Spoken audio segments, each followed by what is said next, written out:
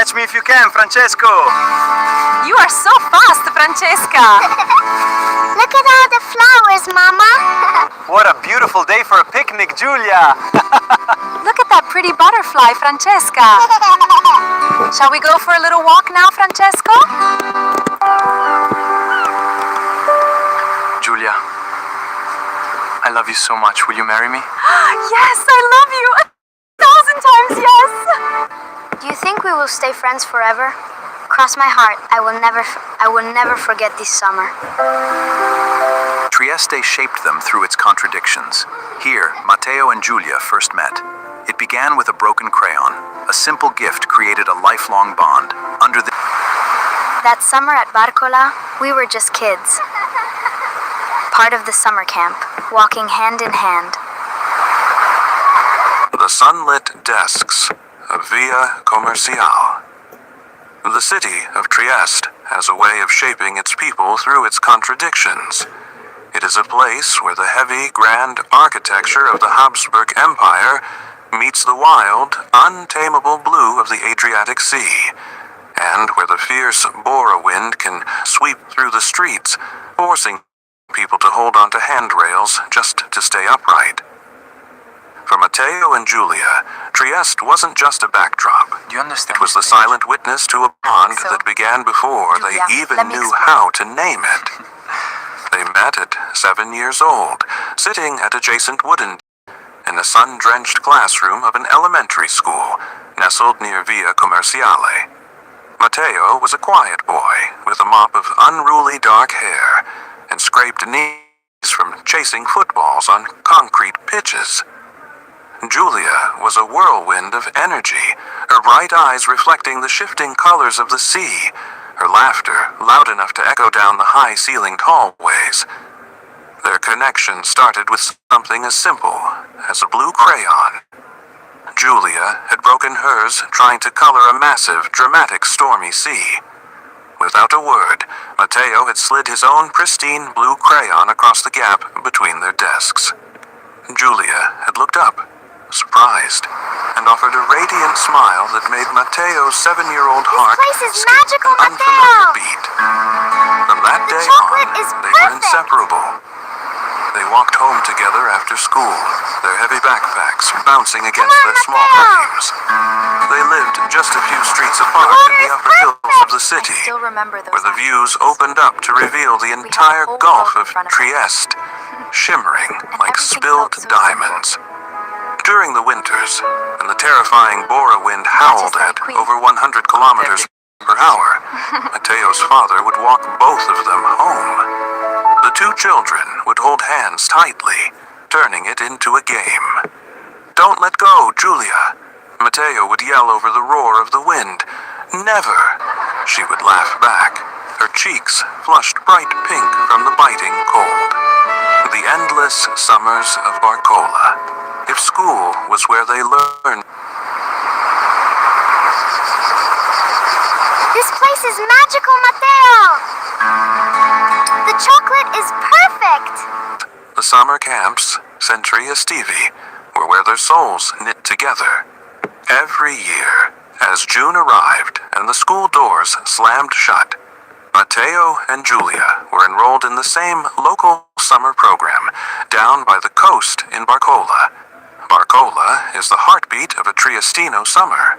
It isn't a sandy beach, but a long, maritime, pine-lined concrete promenade where locals lay down their towels directly on the your stone, painting is amazing, Giulia! affectionately calling themselves Topolini, little mice, as they sunbathe and dive into the deep blue water. Giulia, look how blue the water For is! Matteo and Giulia, Wait for me, these summers were Matteo! magical. 1, 2, The morning 3, ritual, come! meeting at the bus stop for the Linea 6, That summer at holding Barcola, duffel bags we were just smelling of kids. sunscreen and salt water. Part of the summer The pine trees, walking hand in playing hide and seek among the maritime pines while the cicadas buzzed intensely overhead. The peach gelato, Do you remember? saving their pocket money to buy 2 scoops of peach and lemon gelato from the kiosk near the water. Matteo was cautious, always checking the depth of the water before diving. Giulia was fearless. she would leap from the highest concrete platforms, her body cutting through the water like a dolphin, only to surface seconds later, shaking her wet hair and shouting, "Come on, Matteo! The water is perfect." And Matteo would always jump. Not because he loved the heights, but because where Giulia went, he naturally followed.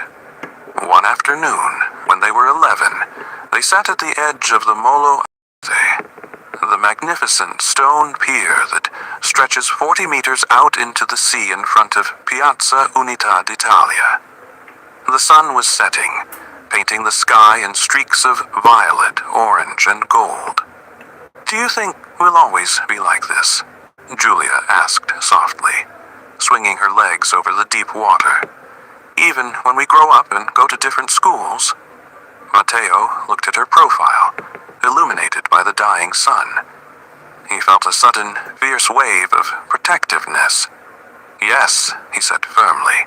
"It doesn't matter what school we go to. You're my best friend, Giulia. That's never going to change." Giulia leaned her head against his shoulder. It was a simple, innocent gesture. But to Matteo, the entire bustling city of Trieste seemed to fade into a quiet, reverent silence. Wow, this place is huge. We'll be fine, Matteo.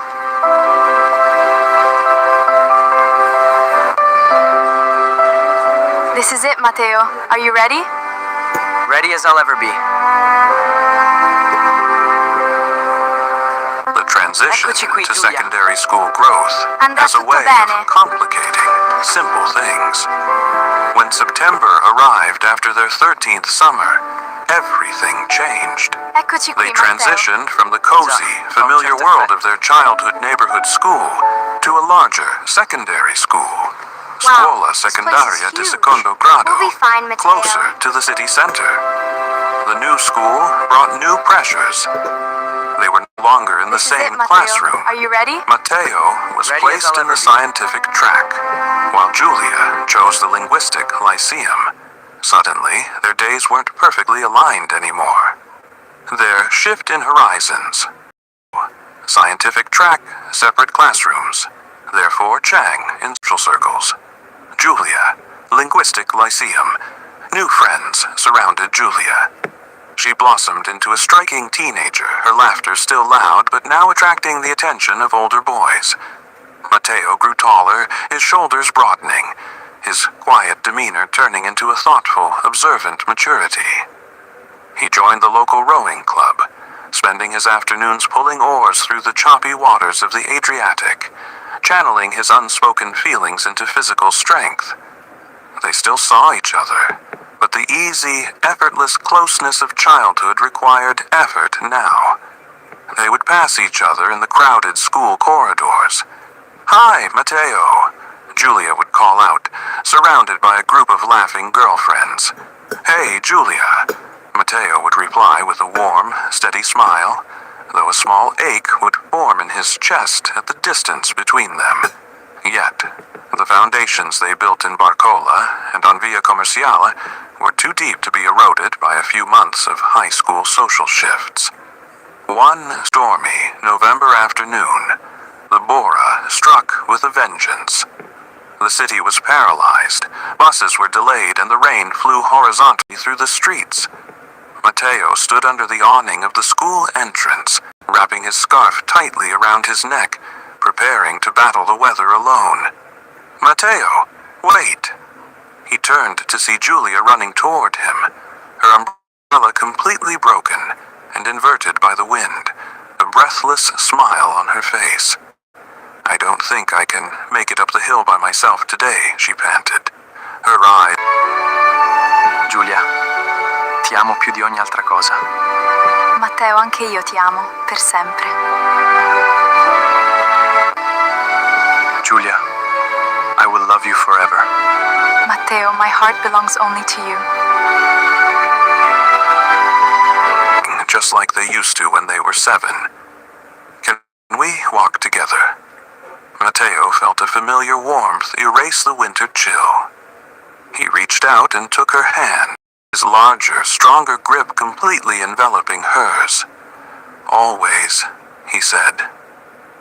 As they walked up the steep inclines toward their neighborhood, leaning into the wind together, the years of separate classes and new friends dissolved. They were just Matteo and Giulia again, navigating the storm, side by side. The unspoken shift. By the time they reached their third year of secondary school, their friendship had quietly Eccoci evolved qui, into Matteo. something Già, fa un profound po' and impressione. undeniable. Ma staremo insieme. It was no longer just the affection of childhood playmates. Can you believe we It was a finally made deep, it to third year? magnetic pull that neither of them knew It is how to going to be our voice best year yet. without risking the beautiful bond they already possessed. Matteo's rowing regattas became a permanent fixture on Giulia's weekend calendar. She would stand at the edge of the pine-lined shore in Barcola, screaming his name as his boat cut through the finish line. When he stepped off the docks, exhausted and soaked, the first person his eyes searched for among the crowds was always her, and she was always there, holding a dry towel and a fresh bottle of water. In return, Matteo became the quiet anchor to Giulia's vibrant, sometimes chaotic world. He helped her study for her grueling Latin and literature exams, sitting for hours at the municipal library of Attilio Hortis, surrounded by the smell of old paper and the soft scratching of pens. One evening, after the library closed, they walked up to the castle of San Giusto. The ancient fortress overlooked the entire city, providing a panoramic view of the red-tiled roofs, the grand palaces, and the endless sea. The night was warm, a rare gentle breeze replacing the harsh bora. They leaned against the stone ramparts, looking out at the lights of the ships docked in the harbor. "Everything looks so small from up here," Giulia whispered, her hair catching the amber glow of the castle lights. "Sometimes I feel like the future is this massive, terrifying thing, Matteo. Everyone expects us to know who we want to be." Trieste is beautiful, isn't it? It's absolutely perfect.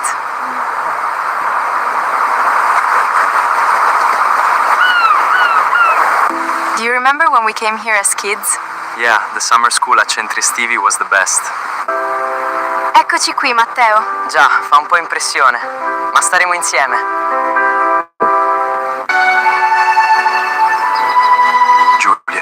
Giulia, ti amo più di ogni altra cosa. Matteo, anche io ti amo. Want to be. Matteo looked. She was wearing a simple summer dress, and the girl who used to break blue crayons had become the most breathtaking person he had ever seen. "You don't have to know everything right now, Giulia," Matteo said, his voice deep and steady. "But whatever you choose to do, and wherever you decide to go, I know you're going to be incredible." Giulia turned her head to look at him. The distance between them was mere inches. She looked at his eyes, steady and full of an unspoken devotion that had been there for nearly a decade. "And what about you, Matteo? Where will you be?" "Right here," he said, his heart hammering against his ribs. "Where I've always been." Giulia's breath hitched. She reached out, her fingers gently brushing against his arm, tracing the line of his forearm down to his hand. She didn't hold it this time. She just let her fingers rest against his, an electric acknowledgement of the tension that now lived between them. Chapter 5. The Miramare Promise. The culmination of their journey came in the late spring of their final teenage years, before university life would inevitably beckon. The school year was winding down, and the scent of jasmine filled the Triestino air. Matteo asked Giulia to meet him on a Sunday afternoon. He didn't take her to the usual spots in the city center, or the familiar concrete blocks of Barcola. Instead, they took a long walk down the coastal road toward the castle of Miramar, the stunning white fairy tale castle built on a cliffside by Archduke Ferdinand Maximilian of Austria for his wife, Charlotte of Belgium. The castle grounds were a lush paradise of exotic trees, hidden paths, and stone steps leading directly into the transparent waters of the marine reserve. They walked along the shaded pathways, talking about everything and nothing, until they reached a secluded stone terrace that jutted out over the cliff, completely surrounded by the sea. The water below was so... Giulia, I will love you forever. Matteo, my heart belongs only to you.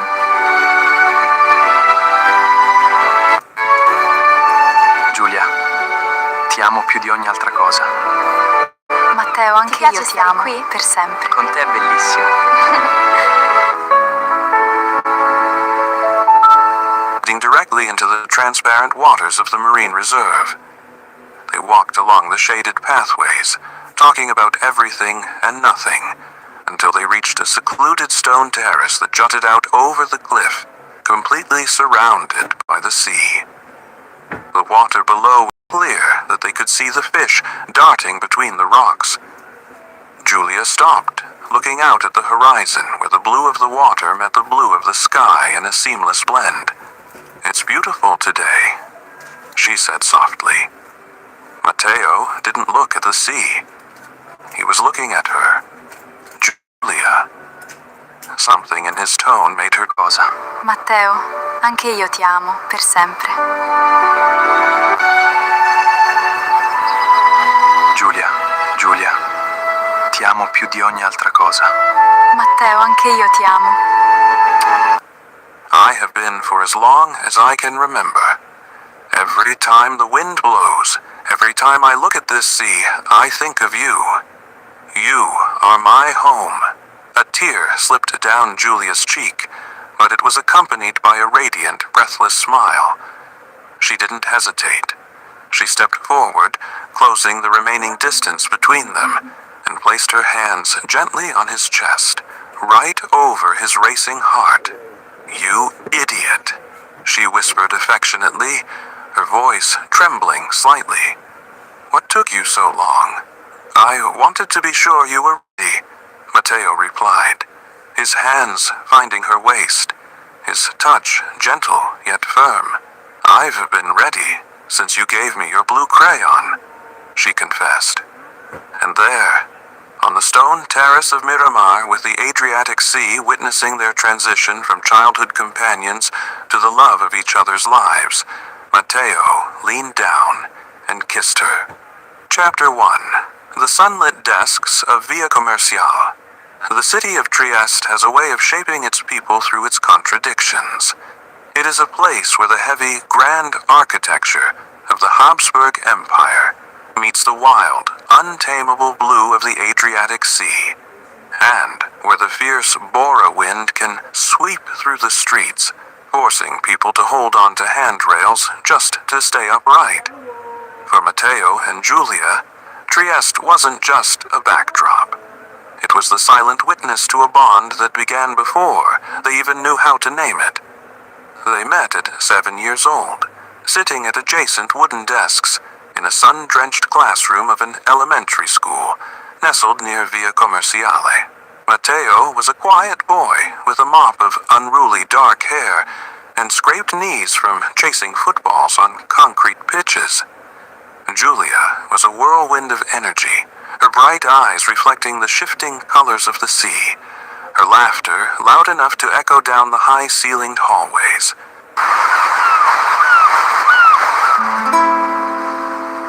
Do you remember when we came here as kids? Yeah, the summer school at Centri Estivi was the best. Giulia, ti amo più di ogni altra cosa. Sei tutta la mia vita.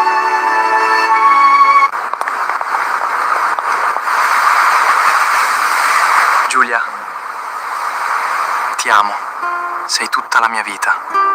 The monolith on the hill. The transition from the sheltered corridors of secondary school to the grand, imposing architecture of the Università degli Studi di Trieste felt like stepping onto a broader, more unpredictable stage. Perched high on the hill of Piazzale Europa, the main university building stood like a white stone monolith. looking out over the entire Gulf of Trieste. For Matteo and Giulia, entering these gates wasn't just a step toward their futures.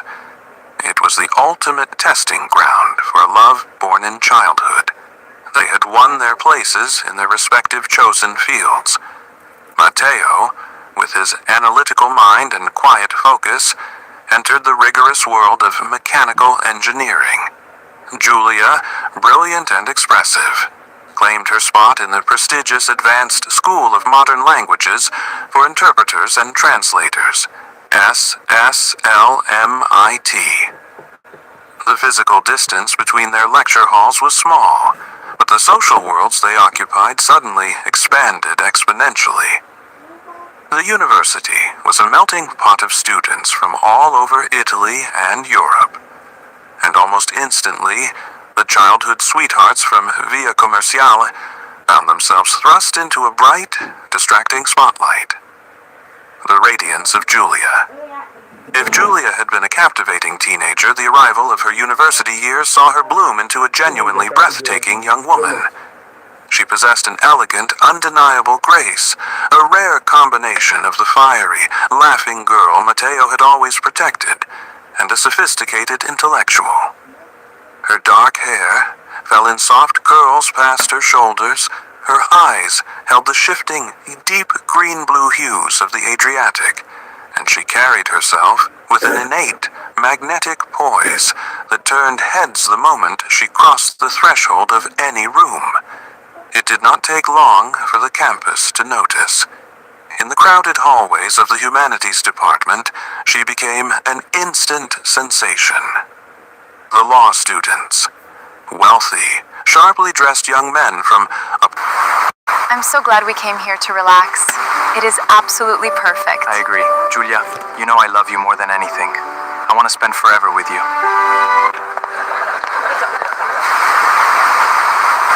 È bellissimo essere qui con te. Giulia, ti amo più di ogni altra cosa. Questo posto è magico. Giulia, ti amo più di ogni altra cosa. Wealthy, sharply dressed young men from upper-class Italian families who tried to strike up conversations by offering her perfectly typed lecture notes. The international exchange students. Sophisticated visitors who tried to impress her with stories of Paris, Madrid, and Vienna during coffee breaks at the campus bar. The local admirers, the fixture of eligible bachelors who intentionally timed their study sessions at the university library just to watch her read. Matteo saw it all.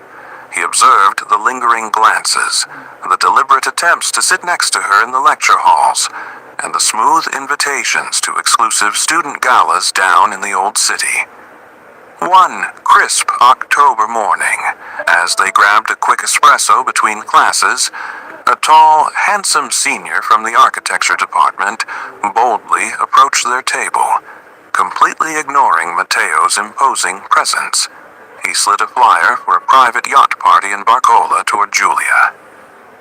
"We're celebrating the end of the first exam block this Friday," the student said, flashing a practiced, confident smile. "I'd be honored if you came, Giulia. I could arrange a ride for you." Giulia didn't even look at the flyer. Instead, her hand instinctively found Matteo's under the small wooden table, her fingers interlocking tightly with his. She looked up at the senior, her expression polite, but completely detached. "Thank you for the invitation," Giulia said, her voice smooth and unwavering. "But my Friday nights belong strictly to my boyfriend. We have a standing date by the sea." The student's smile faltered. He looked at Matteo, who sat perfectly still, his broad shoulders squared, his gaze calm but fiercely steady, and quietly excused himself. When they were alone, Matteo let out a soft breath, tracing the back of Giulia's hand with his thumb. He was persistent. Giulia laughed, that same musical, unbridled sound that had echoed through the pine trees of Barcola when they were 11. "Let them be persistent, amore mio. They are chasing a shadow." Giulia, ti amo più di ogni altra cosa. Sei tutta la mia vita.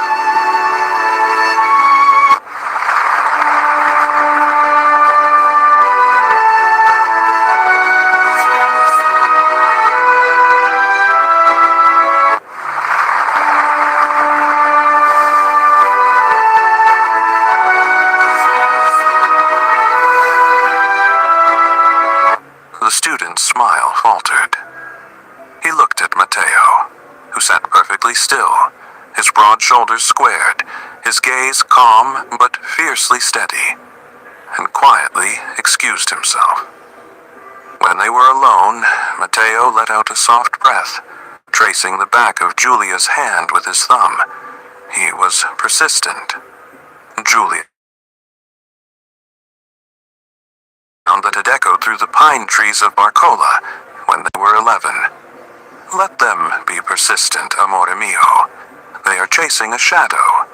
They don't know that my heart was claimed before I even knew what a heart was for. The silent pull of Matteo yet. Giulia was not the only one navigating the choppy waters of unwanted attention. Matteo, too, had changed.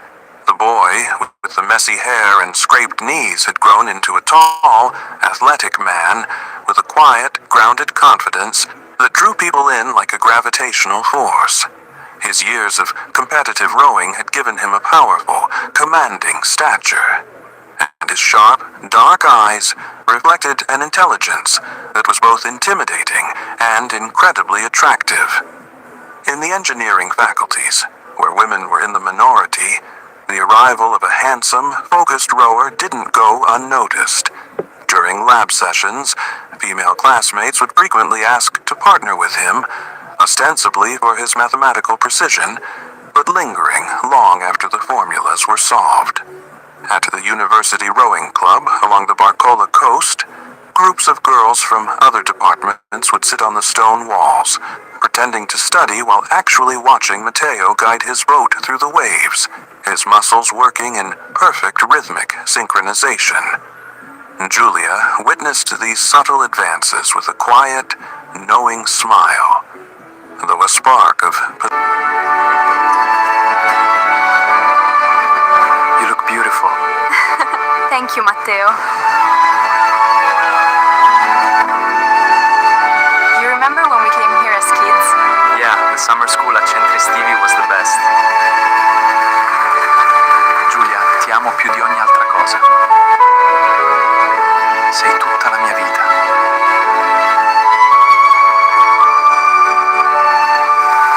He's really good, isn't he?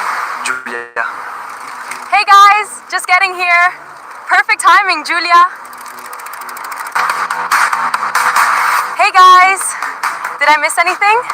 were solved. At the University Rowing Club along the Barcola coast, groups of girls from other departments would sit on the stone walls, pretending to study while actually watching Matteo guide his boat through the waves, his muscles working in perfect rhythmic synchronization. Giulia witnessed these subtle advances with a quiet, knowing smile, though a spark of possessive warmth always flared in her chest. One afternoon, she walked down to the docks to surprise him after his training session. As she approached, she saw two beautiful girls from the economics track leaning over the pier, laughing loudly at something Matteo had said as he tied up his boat. One of them reached out, playfully touching his arm to steady herself. È bellissimo essere Matteo politely stepped back, maintaining a respectful distance, Ogni altra cosa. his expression courteous but entirely professional. When he looked up and saw Giulia standing under the maritime pines, his entire face transformed. The serious, stoic athlete vanished, replaced instantly by the boy who would give her his last blue crayon. He left the boat, jogged up the stone steps, and wrapped his damp, powerful arms completely around her, lifting her slightly off the ground right in front of his admirers. "You're early," he whispered into her hair, inhaling the scent of her jasmine perfume. I wanted to see if the sea nymphs were trying to steal my rower away, Julia teased softly. Her eyes locked onto his. Matteo leaned down, kissing her thoroughly, a sweet, lingering declaration that left no room for doubt for anyone watching on the shore. The sea nymphs have no power over me, Julia, he murmured against her lips. I only answer to one siren. It was absolutely perfect. The professors can dance. The professors can actually dance. I can't believe we actually pulled it off. It was a huge success. Everyone loved it. Did you see Leo dancing? It was hilarious. Julia, it was an absolute success. Did you see Leo dancing on the table? I can't believe we actually pulled it off. Right? It was a huge success and so fun. Did you see Leo dancing? Unbelievable. The trials of the Autumn Ball. The true test of their resolve arrived with the annual University Autumn Ball, a grand event held in the glittering reception rooms of a historic palace near Piazza Unità d'Italia. It was the social highlight of the semester, an evening where the entire student body dressed in formal attire to celebrate the rich history of the city and its scholars. Julia arrived looking like an absolute vision. She wore a sweeping emerald green silk dress that complemented the color of her eyes, her hair pinned up elegantly with a few loose curls framing her face. Matteo, sharp and striking in a dark, tailored suit, felt his breath catch in his throat when he met her at the entrance. The moment they walked into the ballroom, a palpable shift went through the crowd. They were, without a doubt, the most striking couple in the room, yet they were a couple that many still hoped to separate, if only for a single dance. Throughout the night, the challenges came in waves. During a classical waltz, a wealthy Law Society president managed to cut in, politely requesting a dance with Julia. Protocol dictated acceptance, and Matteo nodded confidently, stepping back to let her go. As the law student spun Julia across the floor, he leaned in, his voice dripping with smooth confidence. You know, Julia, a woman of your stature and intelligence belongs in the grand salons of Milan or Rome, not tied down to a local neighborhood boy who spends his days looking at engine blueprints. Julia stopped mid-step, forcing the student to halt. She looked him dead in the eye, her elegance turning into a cold, regal disdain. The neighborhood boy you speak of has a mind that creates worlds and a heart that is bigger than this entire city, she said clearly, loud enough for the nearby dancers to hear. I would Julia, I will love you forever. Matteo, my heart belongs only to you.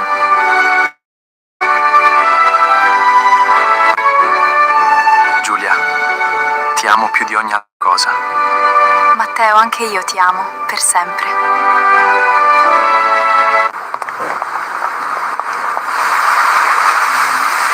Giulia, ti amo.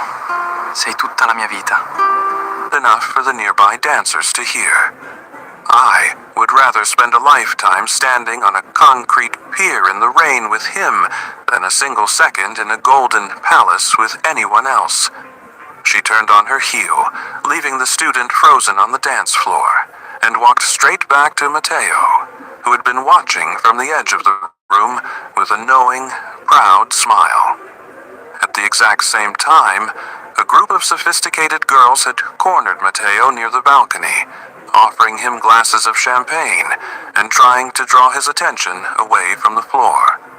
"You must get so bored, Matteo, staying with the same person since childhood," one of them murmured, shifting closer to him.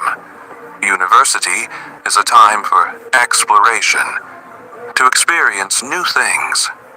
Matteo looked past them, spotting Julia marching toward him through the crowd, her emerald dress shimmering like the sea, his eyes softened with immense love. Some people explore because they are searching for something they haven't found, Matteo said to the girl, his voice rich and steady. I found what I was looking for when I was 7 years old. I don't need to look anywhere else. The sanctuary above the city, as the music thumped loudly inside the palace, the noise and the constant pressure of the crowd became too much. Matteo caught Giulia's hand, giving it a gentle tug. Let's get out of here, he whispered.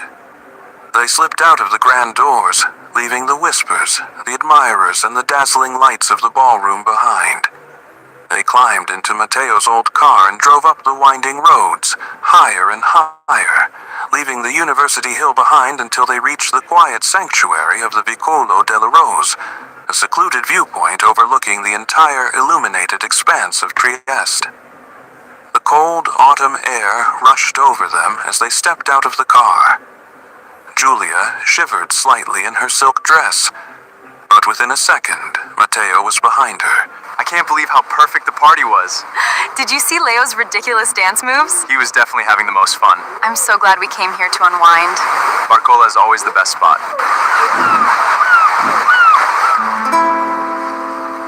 Do you remember when we came here as kids? Yeah, the summer school at Centri Estivi was the best. This place is magical, Matteo! The chocolate is perfect! Do you think we will stay friends forever? Cross my heart, I will never forget this summer. Silk dress, but within a second, Matteo was behind her, draping his heavy suit jacket over her bare shoulders. She leaned back against his chest, feeling the steady, rhythmic beat of his heart against her spine. Below them, Trieste was a sea of amber and white lights. The grand palaces of Piazza Unità looked like tiny toy houses, and the dark, vast Adriatic stretched out into the infinite horizon. They try so hard, Giulia whispered softly, looking at the city. All those people at the university. They look at us, and they think they can find a crack in the foundation. They think, because we are young, we are fragile. Matteo wrapped his arms tightly around her waist, pulling her flush against him, shielding her from the mountain breeze. Let them try, Matteo murmured, his lips brushing against the shell of her ear. They don't understand what we have. They think love is something you find in a ballroom or a lecture hall. They don't know about the Borowinds we fought together. They don't know about the shared notebooks, the long walks up Via Commerciale, or the promises we made at Miramare. Giulia turned around in his embrace, her hands sliding up the lapels of his shirt, her eyes shining with an emotion so deep it transcended words. I love you, Matteo. In every lecture hall, under every stair, in every corner of this world, my soul only sings for you. And I love you, Giulia, he replied, his voice thick with a profound devotion. You are my past, my present, and every single one of my tomorrows. The professors can dance. Under the canopy of Professors can actually stars, dance. far above the university that tried to distract them and the crowds that tried to pull them apart, they kissed. It was a kiss of absolute victory, a beautiful, passionate affirmation that their love wasn't just a childhood memory, but an unbreakable, living fortress that would stand against any tide the world threw their way. For Matteo and Giulia, keeping it low-key was never the plan. They embarked on a campaign to make it official, You can't buy the kind of loyalty we have. leaving zero room for ambiguity. Giulia, you know he isn't right for you. You deserve so much more. Don't be too long. Giulia, you deserve better. Here is our coffee. The grand strategy. Making it official. For Matteo and Giulia, keeping their relationship low-key was never the plan. In a school where rumors flew faster than text messages, They decided the best way to protect what they had was to make it undeniably, visibly official. They embarked on a deliberate campaign of public dates, both within the school walls and across the city, to ensure that the entire student body and anyone else who cared to look knew they were a definitive item. The school restaurant campaigns. The school restaurant, a bustling hub with floor-to-ceiling windows and a hypersocial atmosphere, served as the primary stage for their announcement. Matteo and Giulia knew that visibility here was key to setting the record straight. The center table lunches. Instead of retreating to the quiet corners of the courtyard, Matteo and Giulia made a point of claim-staking the highly coveted central circular table during the peak lunch hour. The shared trays. They routinely shared desserts, with Matteo offering Giulia the best parts of his meals, a universal signal in high school geometry that boundaries had dissolved. The collaborative playlists. Sitting side by side rather than across from each other, they shared a pair of wireless earbuds, laughing at videos and choosing music together, completely tuned out from the surrounding chatter, but entirely visible to it. The morning cafe ritual. Every Monday and Thursday before the first bell, they met at the school's juice and pastry bar. Matteo would arrive early to secure Giulia's favorite iced matcha latte, waiting by the entrance to hand it to her the moment she walked through the doors. The routine became so predictable that classmates began using their arrival as a marker for when regular pre-class socializing was drawing to a close. Weekends and holidays beyond the school gates. To cement their status outside the immediate campus bubble, Matteo and Giulia extended their public appearances to the weekends and seasonal holidays, ensuring that On weekends, the destination was always the boardwalk. Matteo and Giulia, moving through the world as a unit. Giulia, you need to leave him. He's not who you think he is.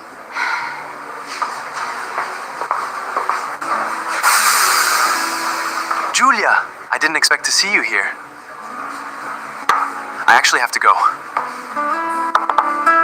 this bubble, Matteo and Giulia extended their public appearances to the weekends and seasonal holidays, ensuring that crosstown rivals and out-of-school friends received the same clear message.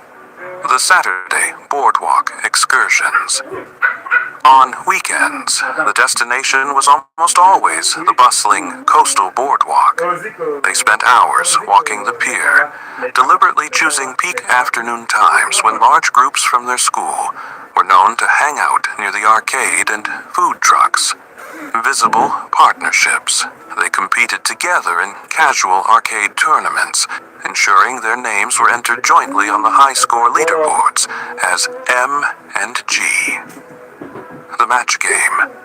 Without being overly dramatic, their styles began to complement each other, coordinating colors and casual streetwear that subtly signaled they walked as a unit. Holiday festivals and public squares. During the autumn festival and winter markets, Matteo and Giulia were inseparable. They attended the town's seasonal tree lighting and the autumn bonfire, always moving through the crowds hand in hand. When groups of students from competing schools passed by, Matteo would gently pull Giulia closer, a silent but definitive statement of partnership. They documented these outings with casual, unforced photos shared on social media profiles, leaving absolutely zero room for ambiguity. The resilience against temptation. The clarity of their relationship was put to the test by Gabrielle, a wealthy and influential student who'd been trying to win Giulia's attention for months. Unwilling to accept that Giulia was genuinely unavailable, Gabrielle attempted to use his considerable resources to disrupt the bond between her and Matteo. Gabrielle's campaign of opulence. Gabrielle approached the situation with a strategy of overwhelming generosity, hoping to offer a lifestyle and perks that he assumed would eclipse what Matteo could provide. The offer, the context, Giulia's you need to leave him. He is not who you think. Everything okay here? Don't be too long. Julia, you deserve better. Here is our coffee.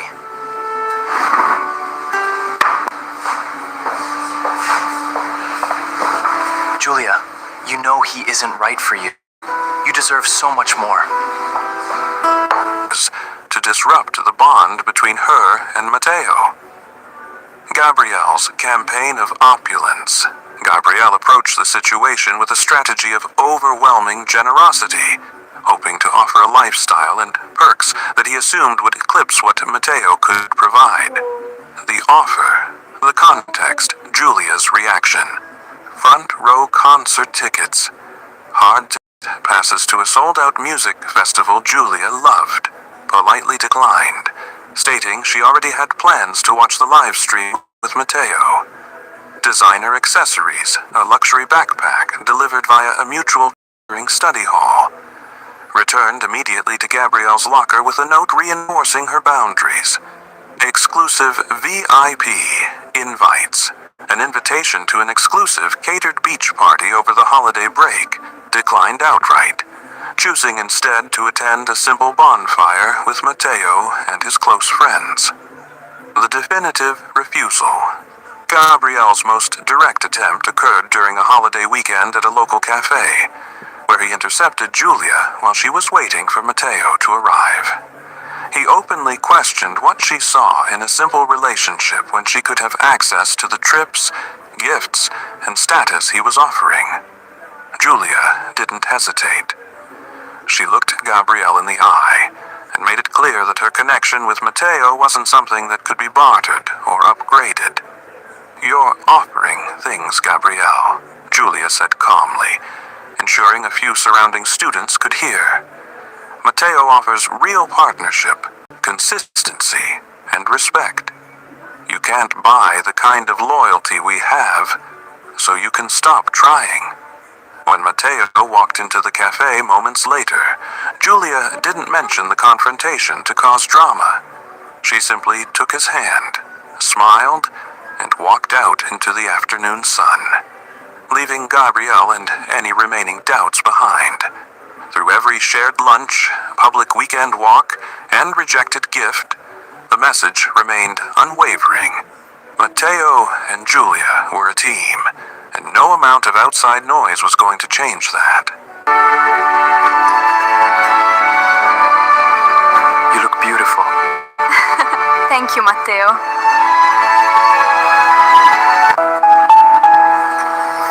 Did it, Julia. Together. The best team in the world.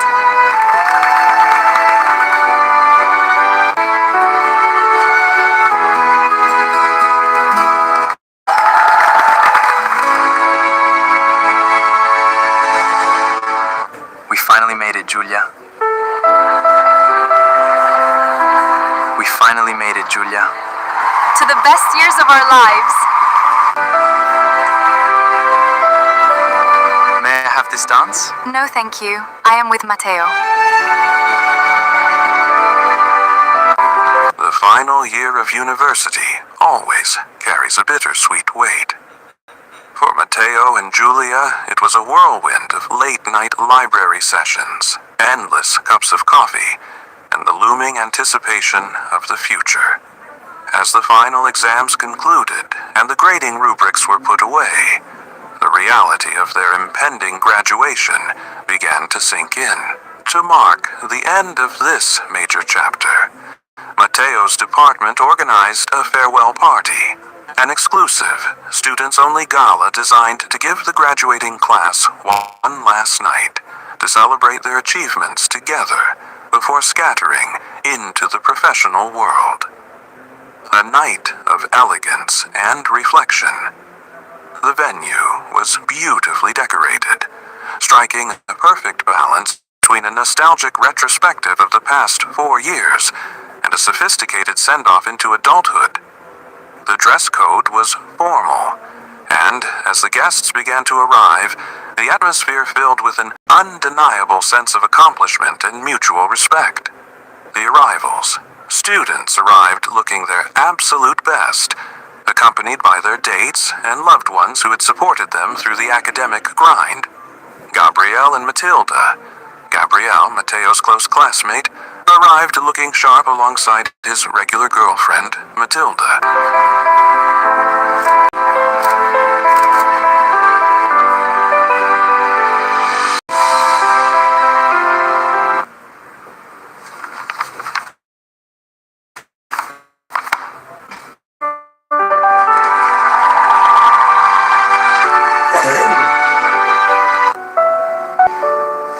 We're almost there, Julia.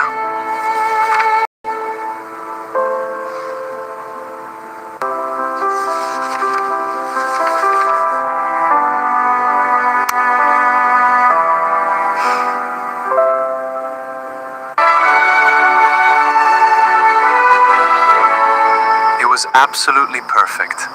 The professors can dance. The professors can actually dance. Julia, it was an absolute success.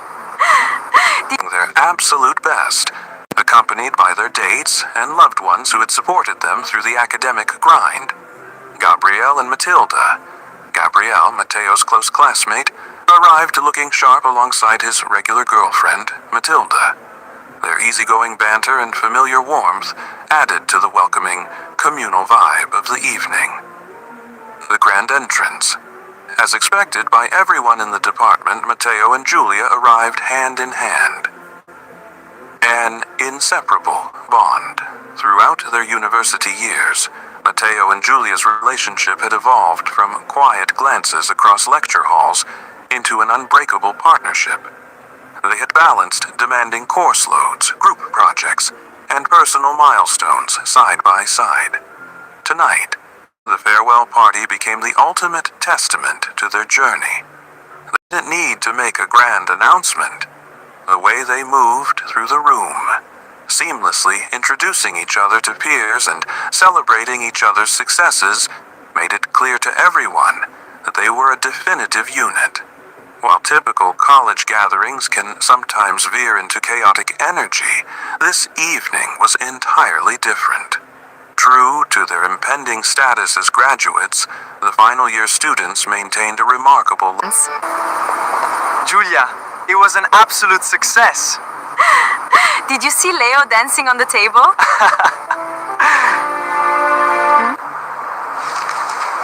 I can't believe we actually pulled it off. It was a huge success. Everyone loved it. Did you see Leo dancing? It was hilarious. We finally made it. Through all the late nights and endless coffee. Congratulations to the graduating class.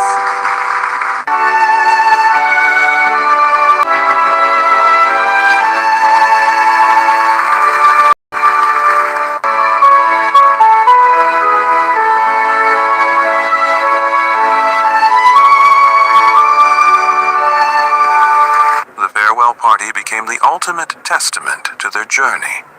They didn't need to make a grand announcement.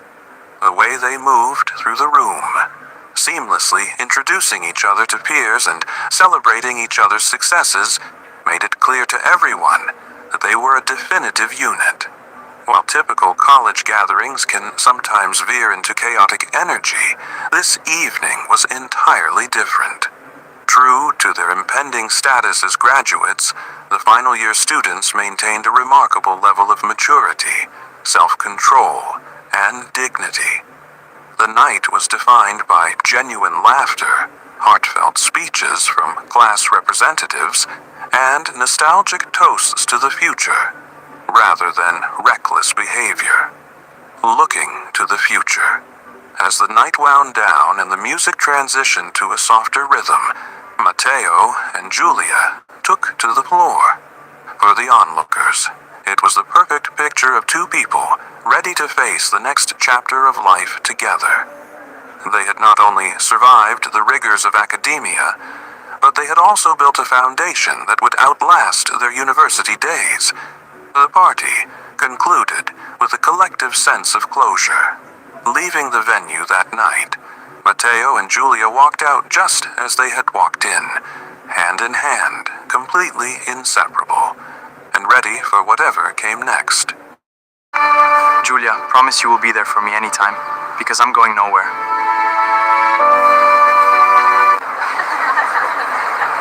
Julia, promise you will be there for me anytime, because I'm going nowhere.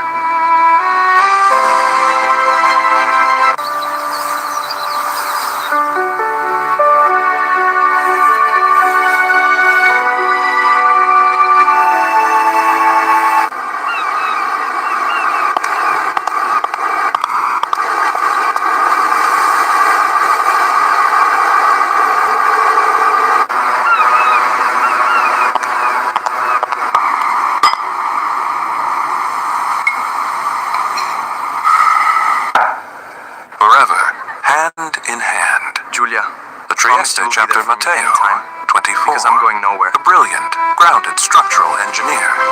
Works at Fincantieri/Trieste Marine Engineering. Deeply loyal, thoughtful, but occasionally overwhelmed with professional responsibility. Julia, 24. A sharp, elegant corporate banker at Generali Bank Trieste. Analytical, fiercely ambitious, yet deeply romantic and emotionally intuitive. Alessandro, 28. A charismatic senior vice president at Julia's bank. Wealthy, polished, used to getting what he wants. Elena, 25. An energetic, talented design engineer working closely with Matteo. Expressive and openly admiring of Matteo's talent and character. The anchor and the current piazza. Unità d'Italia. Dusk, the Adriatic Sea laps gently against the stone edge of the Molo Audace. The grand illuminated facades of Piazza Unità d'Italia glow warm gold against a deep blue twilight sky. The sharp Trieste wind, the Bora, whispers through the open space. Matteo stands near the edge of the pier, hands buried deep in the pockets of a tailored wool overcoat. His eyes are fixed on the horizon, where the sea meets the sky. Footsteps click sharply on the stone behind him. He turns. Julia approaches. She wears a sharp, midnight blue corporate suit under a beige trench coat. Her hair is slightly windswept, but her smile instantly cuts through the chill. Matteo steps forward, opening his coat slightly to wrap his arms around her as they collide. They hold each other tightly, a familiar, grounding embrace. Matteo, softly, into her hair. 6 months ago, we were writing thesis conclusions. Now, I have to wear a hard hat. Do you remember Barcola? We were just kids at the summer camp. I still love gelato. Julia, promise you will be there for me anytime. Because I know where. You are my home. My heart is yours.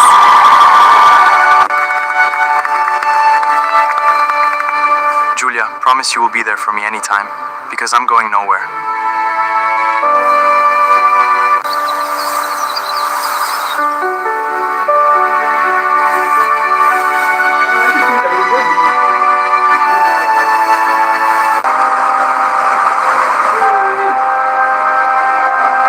This is the biggest challenge yet. But we are building the future, Matteo. Matteo, softly, into her hair. 6 months ago, we were writing thesis conclusions. Now, I have to wear a hard hat, and you look like you own half the city. Julia, laughing, pulling back to look at him. I wish. Today, I managed portfolios that made my head spin. But the moment I left the building and saw the sea, I remembered why we stayed here. Why we chose Trieste. Matteo. We chose it because it's beautiful, and because we promised we'd conquer it together. He takes her hand. Their fingers interlock perfectly, the exact same grip from their university farewell party. Julia, how is the new apartment treating you? Still living out of cardboard boxes? Matteo, hey, I finally assembled the bookshelf last night. Progress is slow, but it's happening. And yours? Julia, it's quiet. Too quiet on Tuesday nights when I'm used to you making terrible, oversalted pasta in the student dorms. Matteo, smiling. That pasta built character, Julia. But we have a deal. Sunday to Friday, we build our empires. Friday night to Sunday night, we belong to each other. Julia, no laptop screens, no corporate jargon, just us. They turn together, walking hand in hand down the pier, silhouetted against the grand lights of the piazza. Matteo's apartment. Saturday morning, sunlight streams through a large arched window overlooking the red-tiled roofs of San Giusto. The apartment is minimalist, filled with engineering blueprints, a few potted plants, and a record player spinning soft jazz track. Julia sits at the kitchen. Yield. While Matteo faces his own test in the lab, Julia Act 2 explores the whispers of temptation. We secure a fixed 5% yield. While Matteo faces his own test in the lab, Julia is who I am.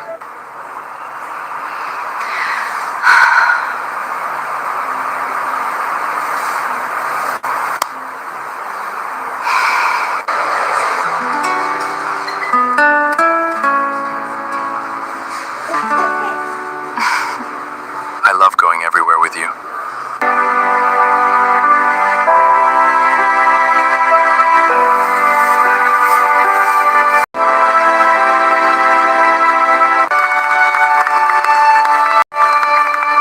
Julia, promise you will be there for me anytime, because I'm going nowhere.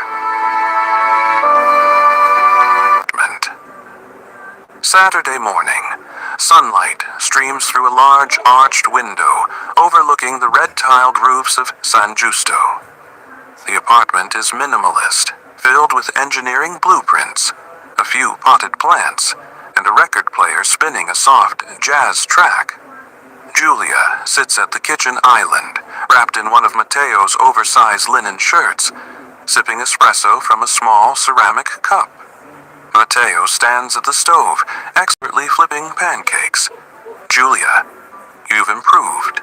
No salt in sight. Matteo, when you only get 2 days a week to impress the top banker in Trieste, you step up your game. He sets a plate down in front of her, leaning over to kiss her cheek. He sits beside her, taking her free hand across the counter. Julia, my manager mentioned the upcoming Euro Investment Summit next month. They want me for a presentation team. It's a massive promotion track, Matteo, but it means late nights, extra weekend prep. Matteo's smile fades slightly, replaced by a supportive, albeit quiet nod. Matteo, you've worked harder than anyone I know, Julia. You deserve to be on that stage. We'll make it work. If you have to review files on a Saturday morning, I'll just sit next to you and draw bridge stress tests. Julia, squeezing his hand. You aren't worried. Some of the girls from university, they said separate apartments and high-stress careers are a recipe for drifting apart. Matteo, let them talk. We aren't them. We built our foundation on 4 years of shared dreams. A few kilometers of Trieste streets and a couple of demanding bosses can't shake that. The whispers of temptation. Generali Bank.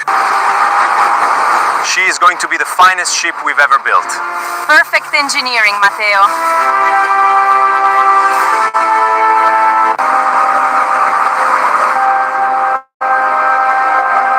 This is the biggest challenge yet. But we are building the future, Matteo.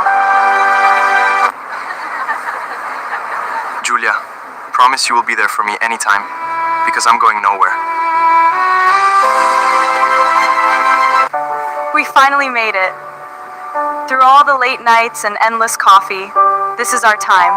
Congratulations to the graduating class.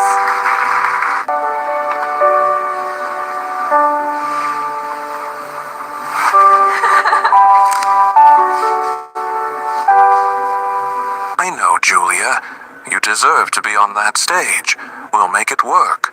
If you have to review files on a Saturday morning, just sit next to you and draw bridge stress tests. Julia, squeezing his hand. You aren't worried.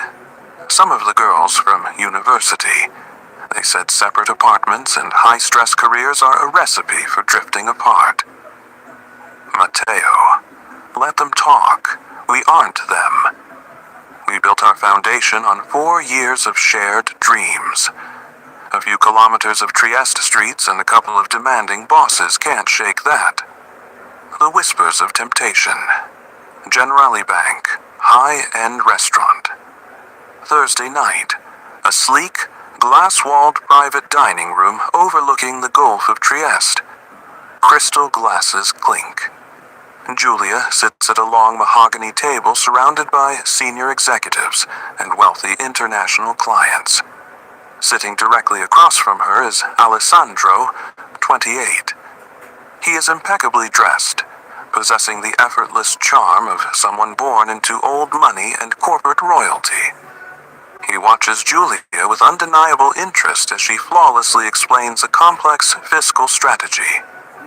Julia, by restructuring the maritime bonds through local infrastructure funds, we minimize the volatility while securing a fixed 5% yield for the Trieste port expansion.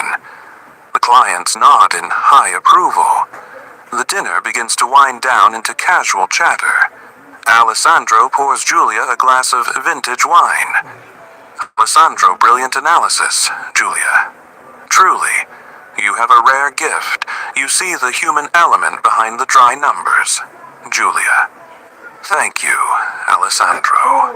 I learned from watching how the local businesses actually interact with the poor. I love going everywhere with you. Julia, promise you will be there for me anytime. Because I know where. You are my home. My heart is yours. Julia, you need to leave him. He is not who you think. Everything okay here? Don't be too long. Julia, you deserve better. Here is our coffee.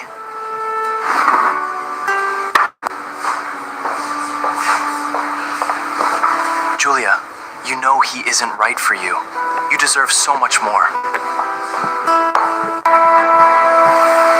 She's gonna be the finest ship we've ever built, Julia. I have no doubt, Matteo. We made a great team.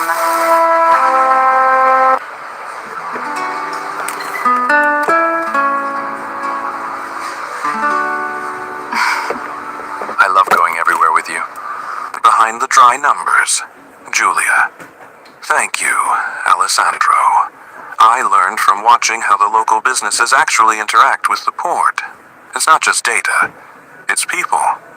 Alessandro, leaning in, lowering his voice. A perspective like yours shouldn't be confined to a regional branch. I'm heading to the Milan headquarters for a major gala next weekend. I have an extra VIP invitation. The board directors are there. I'd love for you to be my guest. It would do wonders for your career. Julia pauses, her glass hovering near her lips. She looks at Alessandro's charming, expectant smile. The offer is a fast-track ticket to executive status. Julia, that sounds like an incredible opportunity, Alessandro. But next weekend is entirely personal for me. I have prior commitments here in Trieste that I cannot break. Alessandro, with a subtle, knowing smile. Ah, the boyfriend. The engineer, right? Julia, you are a rising star. In our world, weekends are currency. Sacrificing a career-defining network event for routine comfort. It's a steep price to pay. Milan is where the future is. Julia, firmly, but maintaining a professional smile. My future is being built right here, Alessandro. And some commitments aren't routine comfort. They are the foundation of everything else. Thank you for the offer, though. Alessandro raises his glass, hiding a flash of disappointment behind a polished mask. Alessandro, to each their own priorities, then. We are almost there, Matteo. Let's save this profile. Julia must be waiting. I'm sending it to the server now. The thermal stress on the hull is still too high. Let's adjust the alloy composition here. This section must withstand the pressure. I will run the simulation elation again. Wimulation again. We are almost there, Matteo. Vincantieri Engineering Lab. Friday night, 8:30 p.m. Fluorescent lights hum. The lab is empty except for one massive drafting table covered in digital monitors and physical schematics of a cruise ship hull. Matteo is rubbing his eyes, typing rapidly into a laptop. Elena, 5, walks in carrying 2 paper cups of strong coffee. She wears a casual flannel shirt over a graphic tee, her hair tied up in a messy bun. Toward him, Elena, drink this before you accidentally design a ship that sails backwards, Matteo. Matteo, gratefully taking the cup. Elena, you're a lifesaver. This weight distribution algorithm is driving me insane. If we don't fix the center of gravity by Monday, the Maritime Board rejects the prototype. Elena leans over his shoulder to look at the screen. Her shoulder brushes against his. She smells faintly of lavender and machine oil. She points to a line of code. Elena, look here. You're factoring the ballast tanks as static weights. They're dynamic. Change the variable coefficient to account for fluid motion. Matteo types in the correction. The simulation screen. Yes. Matteo looks at him, her eyes softening into something deeper than professional camaraderie. Elena, softly.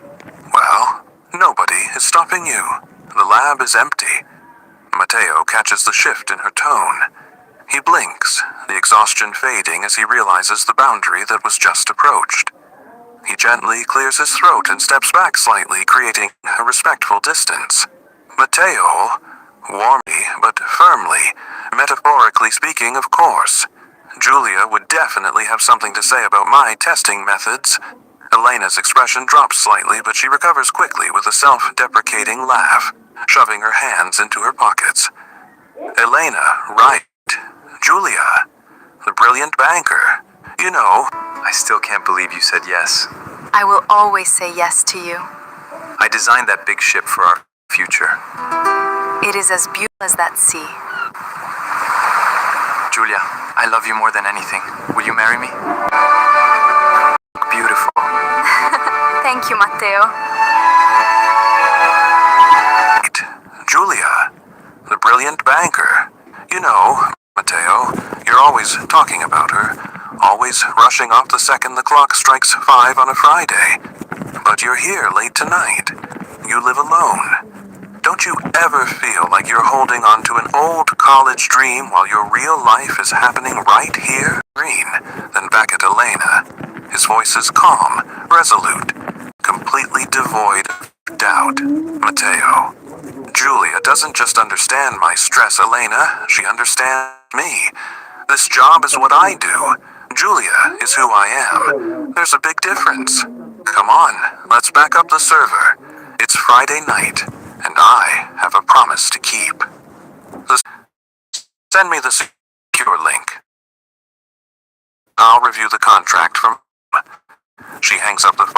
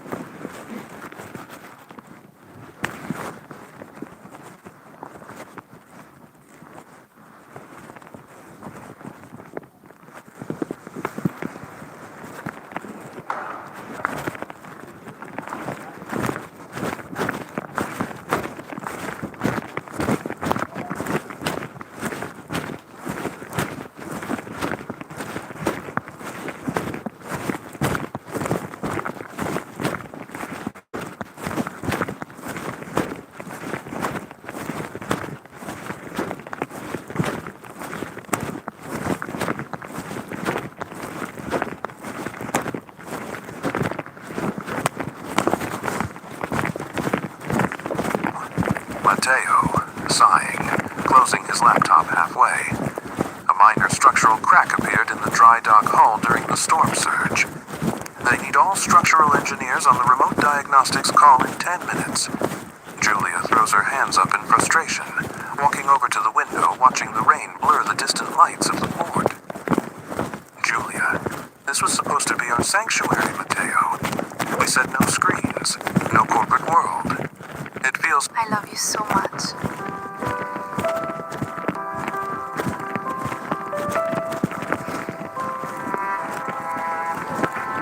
Matteo, it's just so perfect.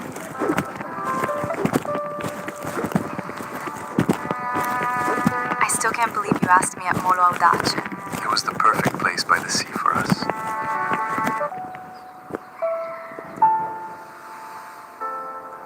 I still can't believe you said yes.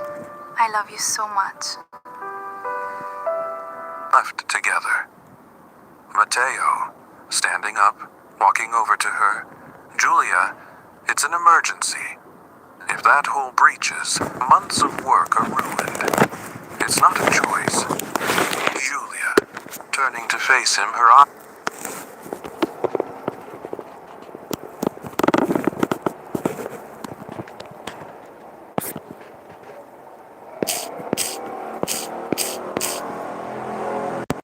choice.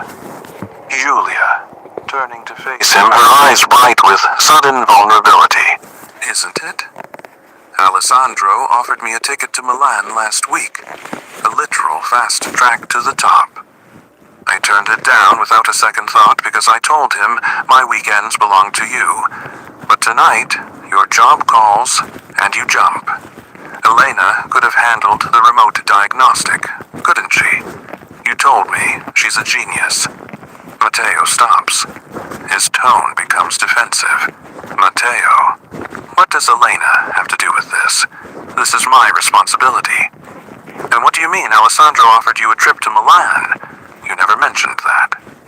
Julia, because it didn't matter. Because I chose us.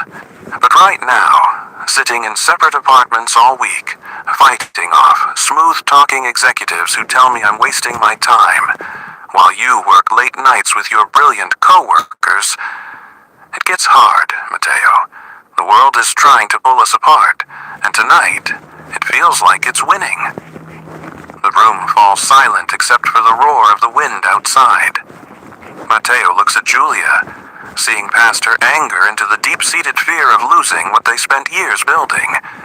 He slowly closes his laptop completely and sets it on the table. He walks over to her, ignoring the ringing notification on his phone. Matteo, let it ring. Julia, blinking. Matteo, your project. Matteo, the ship can wait. Elena can log the initial data. Right now, my actual foundation is shaking, and I'm a structural engineer. I know what needs fixing first. He takes her hands. They are cold. He wraps his warmth around them. Matteo, I am sorry. I got caught up in the momentum of proving myself to a company that I forgot I already have everything I need to prove to you. Alessandro, Milan, Elena, the engineering lab. They are just noise, Julia. Julia, I love you so much. Will you marry me? Yes, I love you 1,000 times. I still can't believe you asked me at Molo Audace. It was the perfect place by the sea for us. For Matteo and Julia, keeping it low-key was never the plan. They embarked on a campaign to make it official, You can't buy the kind of loyalty we have. leaving zero room for ambiguity. But I forgot I already have everything I need to prove to you. Alessandro, Milan, Elena, the engineering lab. They are just noise, Julia. Our promise wasn't that life would be easy, or that the world would leave us alone. Our promise was that when the storm hit, we would hold on tighter. Julia's shoulders drop. The tension melts out of her face. A tear slips down her cheek, and she laughs softly, wiping it away. Julia, my phone is ringing too. Alessandro just sent the link. Matteo, let's turn them off. Both of them. For the next 24 hours, let Trieste cope without its best banker and its most stressed engineer. Julia walks over to the kitchen counter, picks up both of their smartphones, switches them completely off and drops them into a drawer, shutting it with a decisive click. The inseparable horizon, Molo Audace. Sunday afternoon, the storm has passed, leaving the air incredibly crisp and clear. The snow-capped peaks of the Alps are visible in the far distance across the sparkling blue Gulf. The sun shines brilliantly, reflecting off the damp stone pier. Matteo and Julia walk slowly down the center of the Molo Audace. They are dressed casually in matching heavy sweaters and scarves. There is an undeniable peace around them. They reach the very end of the pier where the stone meets the deep blue sea. Julia, looking out at the mountains, I called my regional director this morning.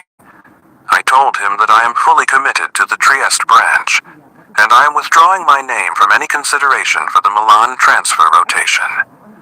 Matteo turns to her, his eyes wide with admiration. Matteo, are you sure, Julia? That was a massive step. Julia, smiling, leaning against the stone railing. I've never been sure of anything. Success isn't just about how high you climb. It's about who is holding your hand at the top. I don't need Milan to be great. I have everything I need. Julia, I love you with my whole heart. I can't do without you.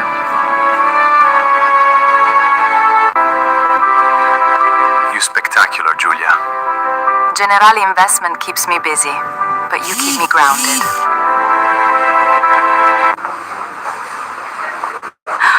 Julia, I really need to talk to you. I have to go. I also told them that my weekends are non-negotiable. Matteo, pulling a small velvet box from his pocket. Good, because I made a decision this weekend, too. Julia's breath catches in her throat. She stares at the box in his hands.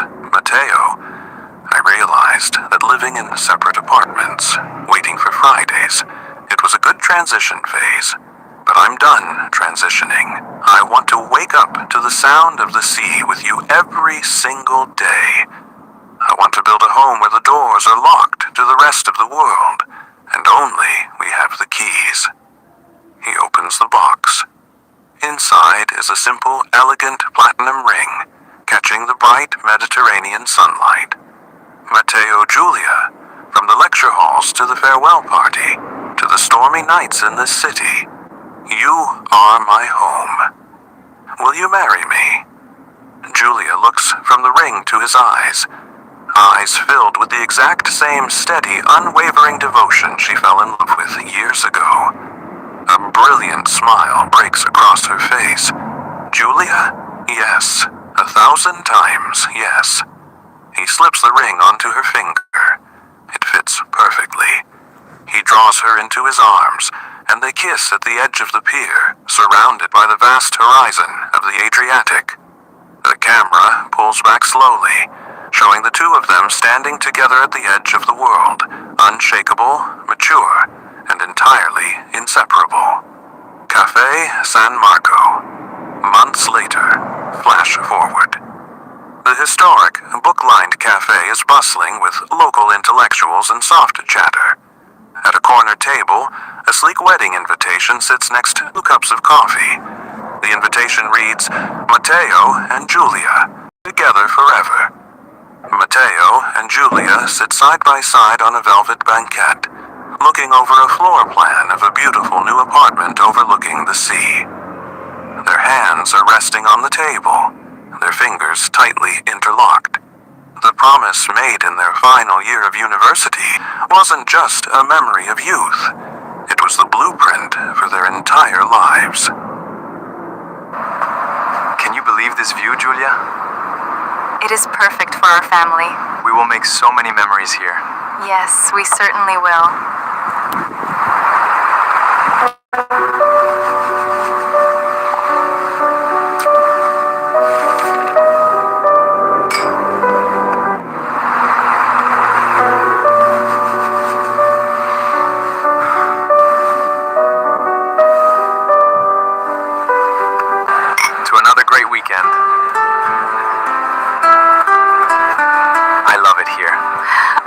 here. This will be the perfect spot, We can put the crib right by the window. and we'll need a bigger table. For all the Sunday dinners we will host, Can you believe this view, Julia? it is perfect for our family. We will make so many memories here. Yes, we certainly will. 3 years to forever. The Trieste Crown Matteo, 27. Now a senior project engineer. Loving and meticulously prepared. Julia, 27. Now a senior wealth manager. Radiant, elegant, celebrating her 27th birthday. Signor Martini, 50s. Julia's father. Traditional, protective, but holds deep respect for Matteo. Signora Martini, 50s. Julia's mother. Warm, intuitive, and a champion of the couple's love. The wait of 3 years. Matteo's apartment. Late afternoon. The apartment is vastly different from 3 years ago. The cardboard boxes are gone, replaced by elegant mid-century furniture, framed architectural sketches of Trieste's historic bridges, and a stunning view of the Adriatic Sea. Matteo stands in front of a full-length mirror. He adjusts a crisp black bow tie against a tailored charcoal tuxedo. His hands tremble slightly.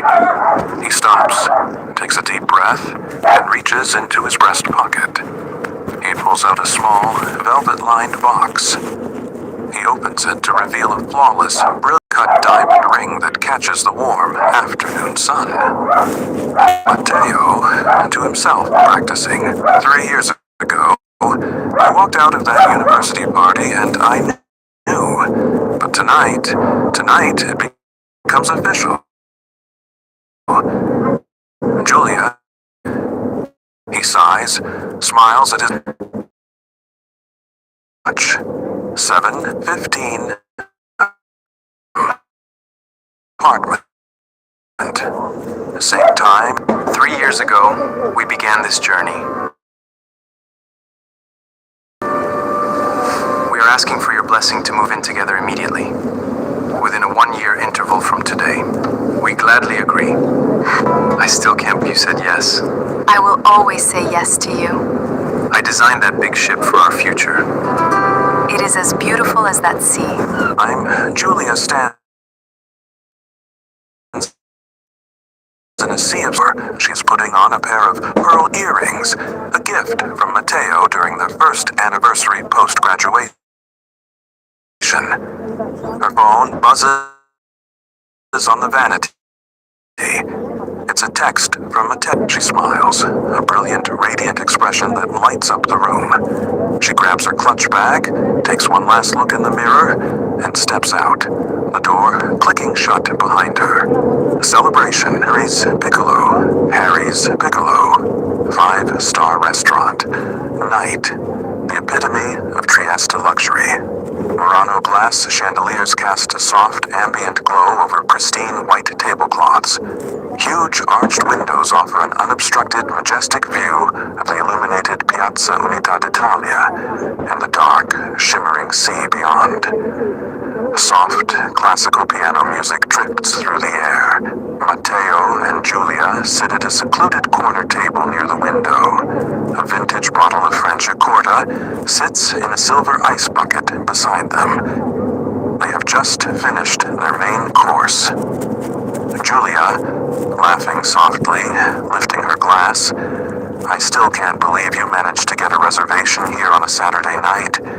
People book Harry's Piccolo 6 months in advance, Matteo. Matteo, clinking his glass against hers. For your 27th birthday, and for 3 years of navigating the real world together, I would have bought the restaurant if they let me. Happy birthday, my love. Julia, 3 years. It feels like a lifetime and a heartbeat all at once. Remember when we were worried that our corporate jobs would pull us apart? Matteo, remember the late night stress, the separate apartments, the weekends we had to fight for. But look at us now. You're managing the city's large portfolios and I'm designing its future skyline. Julia, And through all of it, we never broke a single promise. Not one.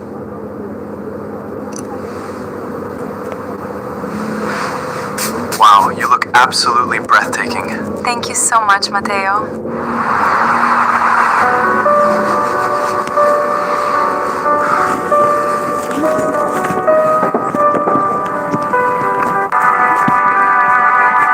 You look absolutely stunning, Julia. Thank you for making this night so special, Matteo. Julia. And through all of it, we never broke a single promise. Not one. Matteo, his tone shifting to something deeper, more serious. Because those promises weren't just words to me, Julia. They were the blueprint of my life. The proposal, Harry's Piccolo. Continuous. The waiter discreetly clears the plates and places a beautifully crafted dessert in the center of the table. A miniature sugar sculpture of the Molo Audace pier surrounded by wild berries. Julia gasps softly, recognizing the detail. Julia, Matteo, this is beautiful. Matteo doesn't look at the dessert. His eyes are locked onto hers. He reaches across the table and takes both of her hands in his. Matteo, 3 years ago, at our university farewell party, we showed everyone that we were inseparable. But the truth is, I didn't need a party to know that. I knew it the moment I met you. We've built our careers, we've proven ourselves to the world, and we've spent 3 years living in separate spaces, waiting for the weekends just to feel complete. He stands up from his chair. The ambient light of the restaurant seems to narrow down to just the two of them. He walks around the table and drops to one knee.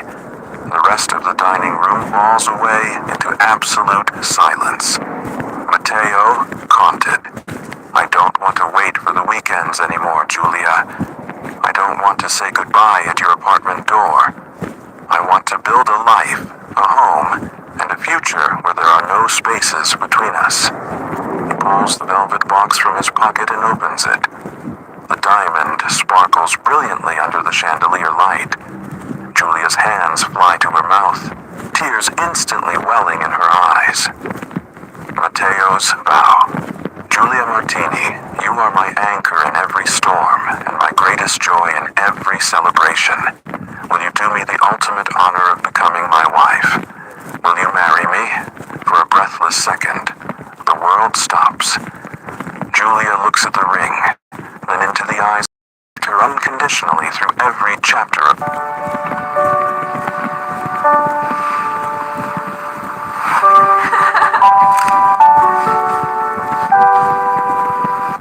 To another great weekend. I love it here. I love it here. This will be the perfect spot. We can put the crib Right by the window. and we'll need a bigger table for all the Sunday dinners we will host. Can you believe this view, Julia? It is perfect for our family. We will make so many memories here. Yes. Box from his pocket and opens it. The diamond sparkles brilliantly under the chandelier light. Julia's hands fly to her mouth, tears instantly welling in her eyes. Matteo's vow. Julia Martini, you are my anchor in every storm and my greatest joy in every celebration. Will you do me the ultimate honor of becoming my wife? Will you marry me? For a breathless second, the world stops. Julia looks at the ring, then into the eyes of the man who has loved her unconditionally through every chapter of her youth. Julia, a voice choking with emotion, nodding fiercely. Yes! Yes, Matteo! 1,000,000 times! Yes! The restaurant erupts into spontaneous, elegant applause. Matteo slips the ring onto her finger, stands up, and sweeps her into his arms. They kiss with a passion fueled by years of devotion, completely lost in each other. The immediate leap and the parental condition. Harry's Piccolo, later. They are back at the table, their hands tightly intertwined. Julia cannot stop looking at her ring, her face flushed with happiness. Matteo pours the remaining champagne. Matteo, now that you've said yes, I have another proposal for you. An immediate one. Julia, smiling, amused. Oh, more surprises? Matteo, my lease is up at the end of this week. And your apartment? Well, we both know we practically live out of suitcases anyway. Don't move into another separate space, Julia. Move in with me, right now. Let's find our definitive home together this week. Julia's breath catches slightly. The idea is thrilling, romantic, and exactly what she wants, but her analytical mind and her upbringing kick in. Julia Matteo, you know nothing would make me happier. I want to wake up next to you every day. But you know my family. You know my parents. Moving in together before the wedding, it's a big step for them to process. This will be the perfect spot, We can put the crib right by the window. and we'll need a bigger table for all the Sunday dinners we will host. Ciao mamma, siamo qui! Oh mio Dio, non ci credo! Che splendida notizia, venite dentro. Julia, you are the love of my life. Will you marry me? Yes, 1,000 times yes! Up next to you every day. But you know my family. You know my parents. Moving in together before the wedding, it's a big step for them to process. I want their blessing on our transition. Matteo, respectfully, I completely understand. And I wanted to. Let's go see them tomorrow. Together, Martini family home, living room. Sunday afternoon. A traditional, beautifully appointed villa in the hills of Trieste. The atmosphere is warm, but formal. Signor and Signora Martini sit on a velvet sofa. Matteo and Julia sit across from them. Julia's ring is on full display. Signora Martini is already wiping a joyful tear from her eye, while Signor Martini looks at the young couple with a mixture of pride and serious contemplation. Signora Martini, my beautiful girl, engaged. Matteo, we could not have wished for a better man for our daughter. You've proven your character over these years. Matteo, thank you, Signora. She is my entire world. Matteo clears his throat, shifting slightly to face Signor Martini directly. Matteo, conted. Signor Martini, we also wanted to discuss our next steps with you. I have asked Julia to move in with me immediately. We want to start building our shared household as we prepare for our life together. We wanted to ask for your approval and your blessing on this choice. An intense silence fills the room. Signor Martini looks at his daughter, seeing the mature, independent woman she has become, and then at Matteo, whose gaze is steady and unwavering. Signor Martini, Matteo, you are a good man, an honorable engineer, and you have loved my daughter with dignity. Times are changing, I know this. But tradition carries weight because it protects what is sacred. I will give my approval for you two to live together immediately, but under one strict condition. Matteo and Julia hold their breath. Signor Martini. We have some very special news. Look what happened! Oh my goodness, congratulations!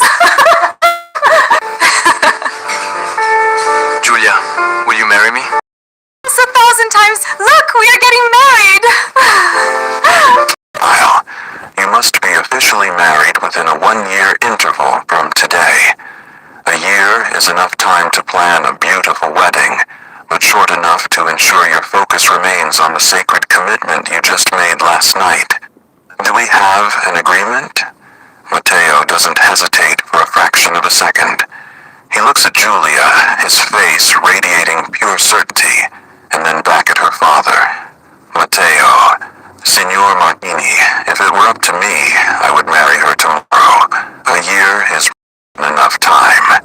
We gladly agree to this condition. Throwing her arms around her father's neck. Julia, thank you, Papa. Thank you, Mama. Signor Martini finally smiles a warm, paternal internal expression breaking through his stern facade as he reaches out to shake Mateo's hand firmly.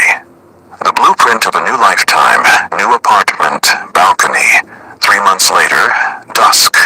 A beautiful, spacious apartment overlooking the Gulf of Trieste. The balcony is lined with white flowers. Moving boxes are visible inside through the open glass doors, but the living space is already starting to look like a home. Mateo stands at the railing, watching the sun dip below the horizon, painting the Adriatic Sea in shades of pink and gold. Julia steps out onto the balcony, holding 2 glasses of white wine. She slips her arm around his waist, leaning her head against his shoulder. Her platinum wedding planner book rests on a table nearby. The date circled in red, exactly 9 months away. Julia, we did it. The last box is unpacked. We are officially roommates, fiancé and fiancée, and future husband and wife. Mateo, kissing the top of her head, wrapping his arms securely around her. How does it feel? No more separate apartments, no more saying goodbye at midnight. Julia, it feels like the natural conclusion of everything we started back at university. And the perfect beginning to the rest of our lives. They clink their glasses together, looking out over the infinite sea, perfectly secure in the promises they kept and the future they are building, hand in hand, completely inseparable.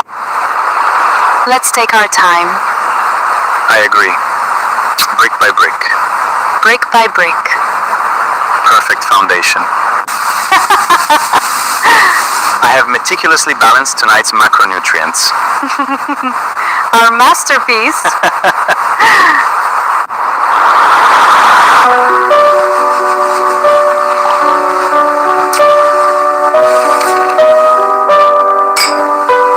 The architecture of joy, a Trieste love story. Mateo, 27 to 31. Senior structural engineer. Wholesome, deeply organized, fiercely loving, and an attentive partner. Julia, 27 to 31. Senior wealth manager. Elegant, brilliant, emotionally expressive, and radiant. Francesco and Francesca, the newborn twins. The 3-year agreement, foundations of joy. The Trieste apartment, balcony, night, year 1. The warm, summer breeze of the Adriatic Sea rustles the white linen curtains of their living room. Outside on the terrace, a small table is set with a candle flickering inside a glass hurricane lantern. The lights of the Trieste harbor twinkle below like fallen stars. Mateo and Julia sit close together on a plush outdoor love seat, sharing a single cashmere blanket over their laps. Julia rests her head securely on Mateo's chest. He traces gentle circles on her shoulder. Julia, looking out at the water. Do you remember the conversation we had on the lawn during our graduation party? Everyone was talking about mortgages, immediate promotions, and rushing into the next 10 years of life. Mateo, smiling, kissing her hair, I remember. You wore that emerald dress, and we hid behind the old oak tree.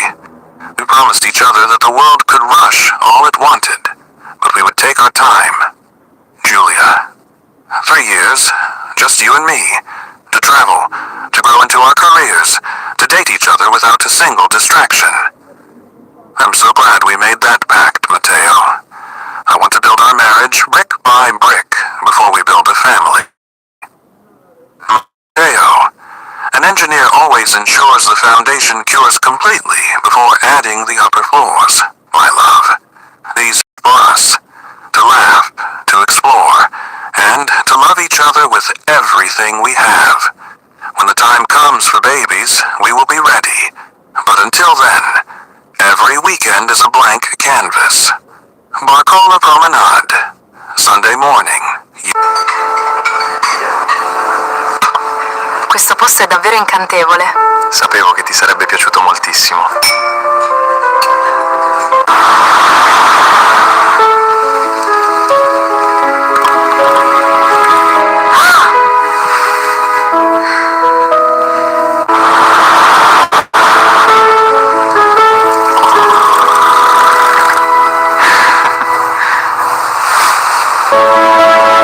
Sunday morning, year 1. The sky is a brilliant, cloudless azure. The sea is crisp and clear, with small sailboats cutting through the whitecaps. Matteo and Giulia are rollerblading along the smooth pavement of the Barcola Promenade, laughing loudly. Giulia loses her balance slightly on a small pebble, letting out a playful gasp. Matteo, moving with practiced agility, catches her by the waist instantly, pulling her safely against his chest. Matteo caught you. Safe structural support, as promised. Giulia around his neck. I think I stopped. Reflexes were still as good as they were in college. Matteo. Now, I have a highly valuable cargo to protect. He gently kisses her nose before helping her stabilize. They unlock hands only to lace their fingers Matteo, together, my heart belongs only to you. continuing their glide along the coast toward Miramar Castle. The picture of pure, unadulterated youth and romance. The wanderlust years, Matteo, holiday anch'io ti escapes, amo, per sempre. luxury boutique, hotel, Florence, autumn, year 2. A magnificent room with exposed wooden beams, terracotta floors, and a massive arched window overlooking the terracotta dome of the Duomo. Absolutely perfect. Rain patters softly against the glass, creating an incredibly cozy, isolated haven. Do you remember when we Giulia stands by the window, Yeah, the summer wrapped in school a thick, teacher Stevie was the fluffy best. hotel bathrobe, Eccoci holding a qui, steaming Matteo. mug of hot chocolate. Ma staremo insieme. Matteo approaches from behind, sliding his arms around her waist, burying his face in the crook of her neck. Matteo, Più di ogni altra we have cosa. been in this room for 24 hours. Email once. It feels illegal. Giulia, turning in his arms, smiling radiantly. Good. The Trieste banking sector doesn't exist this week. The shipyard doesn't exist. There's only Florence, the rain, and us.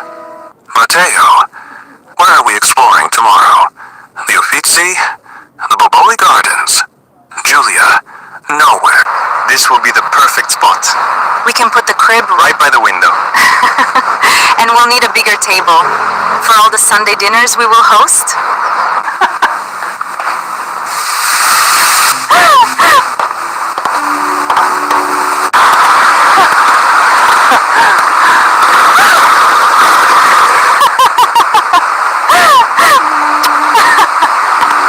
Be exploring tomorrow. The Uffizi? The Boboli Gardens? Giulia, nowhere. Tomorrow, I want to order breakfast to the bed, read our books, and listen to the rain. We promised we would lodge for the whole holiday without any schedules. Matteo, your wish is my absolute command, Mrs. Vani. He picks her up effortlessly, carrying her back to the sprawling, king-sized bed as she laughs, the sound bouncing off the historic Tuscan walls, the Dolomites, Cortina d'Ampezzo. Winter, year 3. Snow blankets the towering jagged peaks of the Italian Alps. The air is freezing, but the sun is dazzlingly bright. Matteo and Giulia are sitting on the outdoor deck of a high-altitude Alpine chalet, surrounded by snowdrifts. They are dressed in fashionable, heavy winter gear. Matteo opens a small thermos, pouring steaming mulled wine into a shared metal cup. He takes her gloved hands and rubs them vigorously to warm them up. Giulia, looking around at the majestic peaks. This is the third region we've traveled to this year. Venice in the spring, Rome in the summer, and now the mountains. We've kept our promise so beautifully, Matteo. Matteo. We have. We've seen the world together. We've built our careers and we've spent every weekend falling deeper in love. He looks at her intensely, his eyes glowing with a mixture of reverence and excitement. Matteo grunted. Giulia. Our 3-year anniversary is next month. The agreement we made, the timeline we set. Giulia smiles, her cheeks flushed pink from the air. She reaches out, gently touching his face with her gloved hand. Giulia. I know. I've been thinking about it too. It's perfectly cured, engineer. I think I'm ready for the next. Mateo's face lights up with a joy so profound, it rivals the brightness of the alpine sun. He pulls her into a tight, breathless hug in the middle of the snowy paradise.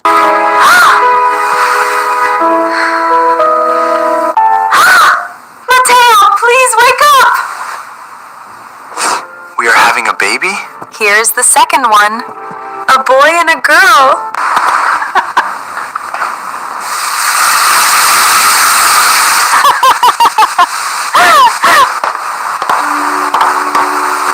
The seed of life. The announcement. The Trieste apartment. Bathroom, bedroom. Morning. Year 3 plus 1 month.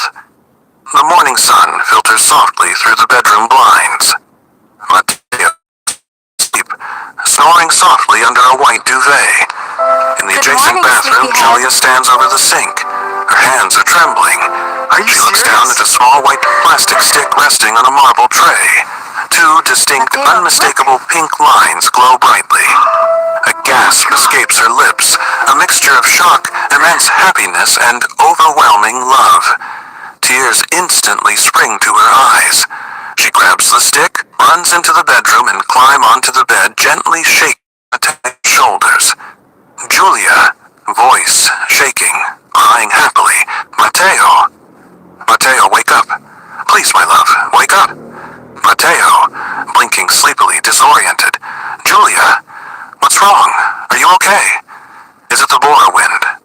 Julia doesn't speak. She simply holds up the positive test right in front of his eyes. Mateo blinks once, twice. The realization hits him like a tidal wave. He sits up instantly, his eyes widening. Mateo, a voice, a whisper of awe. You? A baby? Julia, nodding, the tears flowing freely. I missed my period, Mateo. It's positive. We're going to be parents. Mateo doesn't say another word. He reaches out, pulls her into his lap, and wraps his arms around her so tightly, it feels as though he wants to fuse their souls together. He buries his face in her neck, his own tears wetting her skin. Mateo, thank you, Julia. This is the greatest day of my life. The effortless journey, support and comfort. The apartment kitchen. Month 4 of pregnancy. The kitchen. Fresh vegetables and organic proteins. Julia is sitting comfortably on a high stool, her small, barely visible baby bump showing under a soft maternity dress. She is reading a financial magazine. I love you so Mateo much. wears a comical chef's apron over his professional work clothes. He is dynamically tossing a... Good morning, sleepyhead. Are you serious? Catch me if you can, Francesco! You are so fast, Francesca. Look at all the flowers, Mama. What a beautiful day for a picnic, Julia! Look at that pretty butterfly, Francesca. Shall we go for a little walk now, Francesco? Nutrient-rich can't believe spinach last and minute ginger Coco sauté Dolce. while a pot of freshly pasta bubbles nearby. Mateo consulting a chart pinned to the refrigerator. According to the prenatal nutritional guide for week 16, the baby requires an increased intake of iron, calcium, and folic acid. I have meticulously balanced tonight's macronutrients, Mrs. Vani. Julia, laughing affectionately. Mateo, you are approaching my pregnancy like it's a high-stakes government infrastructure project. Mateo, setting a beautiful, healthy plate in front of her. It is much more important than that. This is our legacy.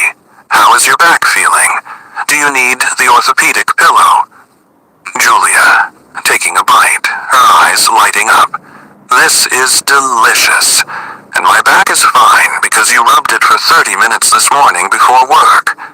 You are making this pregnancy feel absolutely effortless, Mateo. I feel like a queen. Mateo, kneeling beside her stool, gently placing his hand over her small bump. Mateo, You please wake are up. my queen, and whoever is in there is the future of Here's our the second world. one. My only boy job and a for the next girl. ones is to make sure you don't lift a single finger or feel a single ounce of stress. The apartment living room. Night. Month 7 of pregnancy. Julia is lounging on the sofa, her bump now prominently round and beautiful. Her feet are resting in Mateo's lap. He has poured a small amount of soothing lavender oil into his palms and is expertly massaging her ankles and Let's take our feet with time. steady, rhythmic pressure.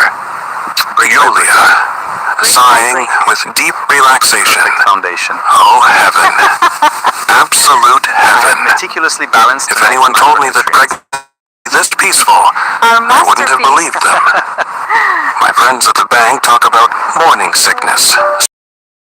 Continuous holiday. Mateo, smiling, never stopping the massage. That's because we prepared for this, Julia. Our bodies, our minds, our home. We built the stability. I can't believe this view is ours now.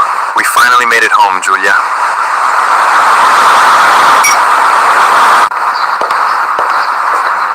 I can't believe it's finally ours. It is absolutely perfect, Matteo.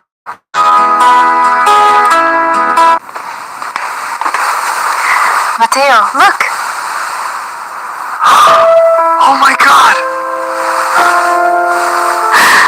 Mateo shifts up, placing his large hand gently over the side of her belly. Beneath his palm, a distinct, firm kick pushes against the skin. Then another one on the opposite side. Mateo, in wonder, whoa, that was a double impact. That felt like two distinct movements at the exact same time. Julia, looking at him with a knowing, emotional smile.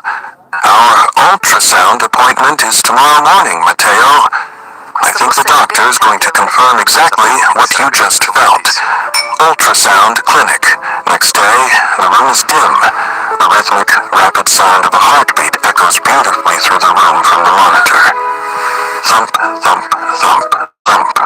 The OBGYN moves the transducer over Julia's gel-covered stomach. Mateo sits right next to the bed, holding Julia's hand with an iron grip, his eyes glued to the black and white screen. OBGYN. Well, Mr. and Mrs. Bonnie, look right here. Here's one healthy, perfectly formed gestational sac. And if I move just slightly to the left, here is the second one. Mateo hitches. Julia looks up at him, tears of awe spilling over her eyelashes. Mateo twins? OBGYN, smiling broadly, twins. A boy and a girl, perfectly healthy, growing exactly on schedule. Julia turns her head to Mateo, her voice filled with an overwhelming, celestial happiness. Julia, a boy and a girl, Mateo. Our family is coming, all at once. Mateo leans over, kissing her lips, her eyes, and her forehead, his heart bursting with a gratitude so vast it defies description. A double blessing. Francesca, Trieste Hospital, maternity ward, night, month. The room is peaceful, filled with the soft, ambient glow of a bedside lamp and the scent of fresh flowers sent by their parents. Still can't believe you The asked heavy me window that. glass blocks out the sound of the Trieste night. For us. And Perfect propped up by pillow, Right by she looks exhausted. Table. I still can't believe you asked me at Molo Audace. It was the perfect place by the sea for us.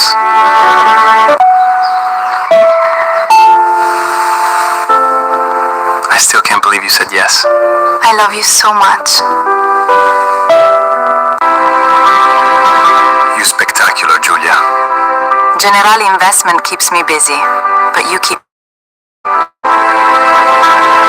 And the scent of fresh flowers. I still can't believe you The asked heavy me at window Molo glass Audace. blocks out the sound of the Trieste night. For us.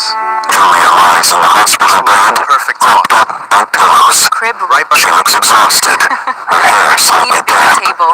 but she is overlooked Sunday more dinners you will beautiful, host? more radiant, or more fulfilled.